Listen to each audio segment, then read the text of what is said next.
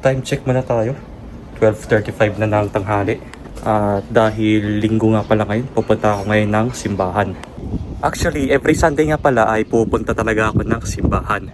Lalo na pag wala akong ginagawa sa bahay at wala talaga akong pasok.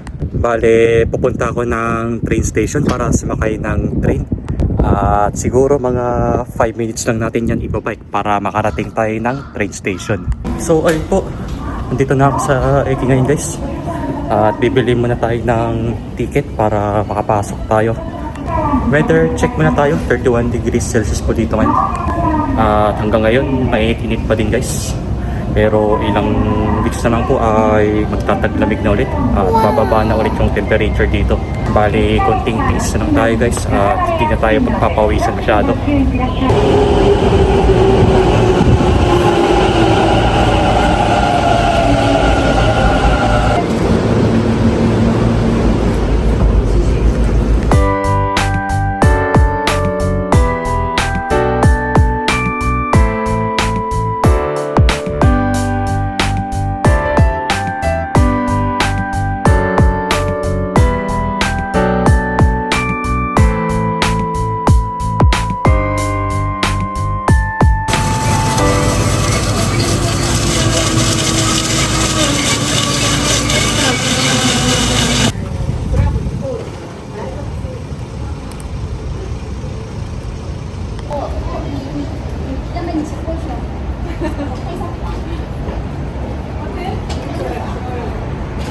So ayun guys, palakad na rin tayo papunta ng simbahan. Bali 10 minutes lang tayo maglalakad dito. Time check muna tayo, 1:30 na ng tanghali. At sumaglit lang ako sa 7-Eleven kanina guys para bumili ng smoothie. Kasi masarap talaga uminom ng smoothie pag mainit ang panahon. Ayun, tatawid na lang muna tayo dito habang green light pa para hindi na tayo mahaselan pagdidiko tayo sa kanan. So bali mamaya after natin magsimba, siguro kakain na muna ako ng merienda bago tayo umuwi ng bahay. At syempre maglilibot na lang muna tayo habang wala pa tayong pasok ngayon. Babalak din kasi akong pumunta ng big camera mamaya guys, pagkatapos kong kumain ng merienda. Sa big camera nga pala, daming mabibili doon. Pwede kayong mamili ng camera kung mahilig kayo sa photography. At syempre, iba't ibang mga technologies na makikita nyo doon. Yung iba doon ay brand new talaga. Halos lahat ng binibenta doon guys, puro mga brand new. At yung iba bagong model pa. Kaya yun talaga balak kong gawin mamaya guys paglalabas tayo after natin magsimba. Dahil isa rin sa binabalak ko na mag-upgrade ng pang-vlog ko din. Pag once na makaipon ako, saka ako bibili ng pang-vlog ko. Kaya titingin ako dun mamaya sa big camera kung ano yung kaya ng budget natin. Kaya at least makapag-upgrade man tayo. Pero kung hindi naman kaya ng budget natin, okay lang, at least meron naman tayong cellphone kung saan nagbablog tayo dito ngayon. So sa ngayon, mainit pa din ang panahon guys. At wala talagang hangin ngayon. Nandito talaga sa Japan pag summer, bihira lang kayo makakalanghap ng hangin pag mainit. Kaya siguro marami ding nahi-heat stroke dito dahil din sa init ng panahon dito. Pero kung i-compare nyo yung init sa Pilipinas at dito, mas mainit talaga dito sa Japan, as in, lalo na pag summer.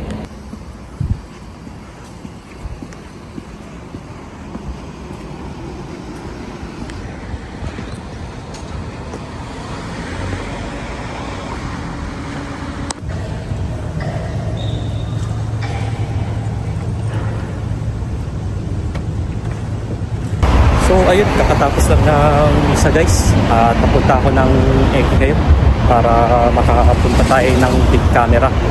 Actually, mag-window shopping lang muna tayo sa big camera dahil wala tayong pambili ngayon guys.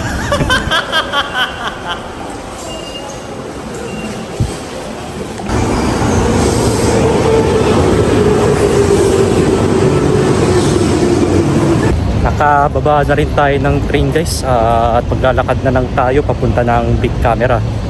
Malapit lang naman to sa train station walking distance lang to mula dito hanggang sa Big Camera.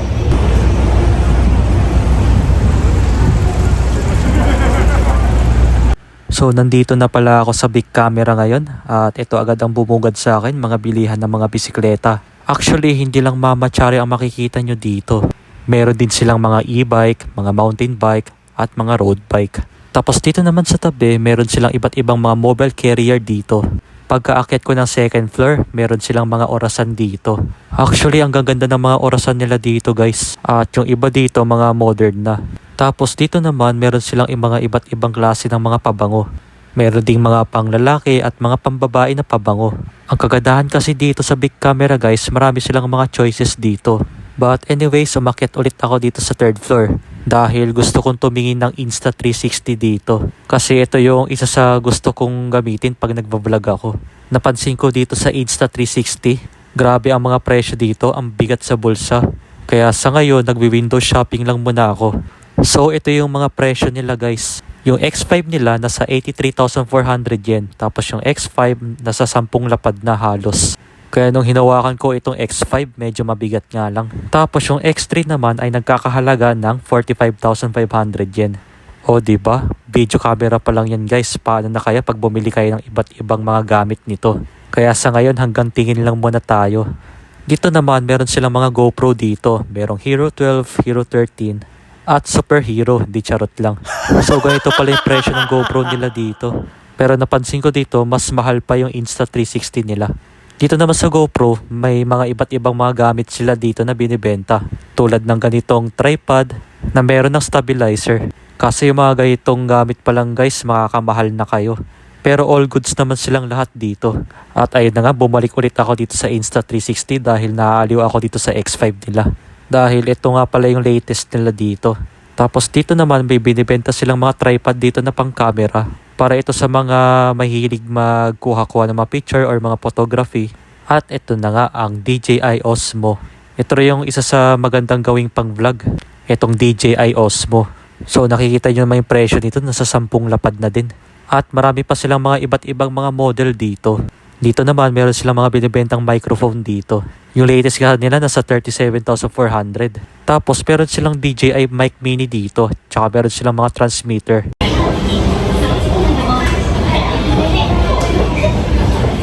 So ayun guys, nakita nyo naman po yung mga presyo ng mga video camera na pang vlog. Nakikita nyo naman po na may kamahalan po talaga kahit na anong brand po yan guys. Pero ang nagustuhan ko talaga doon yung DJI na Osmo tsaka yung Insta na 360. So update lang muna tayo sa nasunog na Ichiran dito guys, dito sa may Tombori. Last month po nangyari yan. Bali, ito na po yung itsura ng Ichiran Ramen ngayon. Ayan, tinanggal na po nila yung yung logo nila. At ito po talaga yung pinaka nasunugan sa lahat. Ito pong restaurant na to, na Yakiniko. So, bali, punta lang muna tayo dito. At ito po, may nag-alay po ng mga bulaklak tsaka mga inumin. Dahil po sa mga nasawi dito noon. At ito po yung Ichiran Ramen ngayon. Tinanggal na po nila. Tapos ito na po yung itsura ng nilak dito. Yes, sinarado na nila. Grabe po yung sunog na nangyari dito nung last month guys. At yun na po yung yun na po yung update dito ngayon. Mukhang gagawa ulit sila ng panibagong panibagong pwesto. Kasi nga grabe yung binsala ng sunog dito nung last month.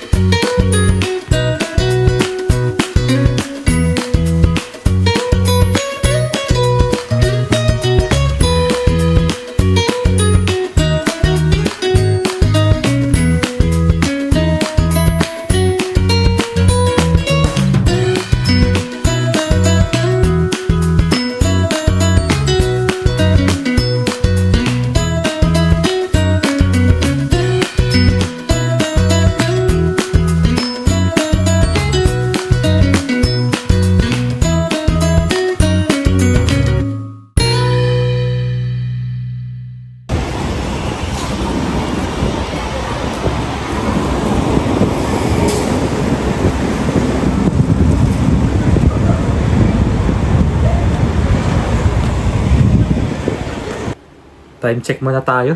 7:44 na ng gabi. So ayun nga, kakauwi ko lang ng bahay.